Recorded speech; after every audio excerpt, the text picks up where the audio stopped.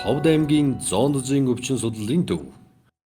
Ховд аймгийн зоонозын өвчин судлалын төвөнд зоонозын халдварт өвчин сурталчилсан сэргийлэх лабораторийн онцлогоо хариу арга хэмжээ сэдвтэй ерөнхийдөө 2 өдрийн цогц сургалтыг зохион байгуулад өндөрлөх шатанда явж байна. Энэ өдрийн сургалтанд нийтдээ 16 сумын голомт гэнэлтийн эмч, эрхлэх шимч, тэгээд хамгийн газрын дарга нар маань мөн салбар дундын ховд 60 сумын байгууллагууд хамраглалаа.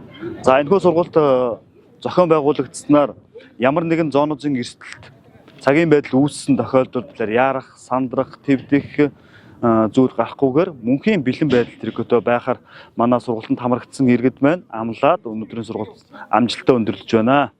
Зооноз халдварт өвчнөөс урдсан сэргийлэх сургалт маань 2 өдрийн туршид явагдаж байна. Эхний өдөр бол бид нэр заалаар танхимын сургалтыг хийлээ. Хоёр дахь өдрөө бол үзүүлэх сургалтыг яг цагийн байдал дээрээ хуваагдаж ажиллаа.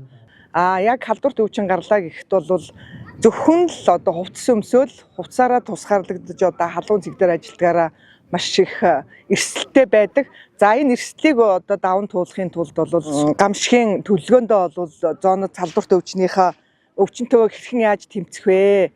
За халдвар хамгаалтуугаа яаж авч ажиллах вэ?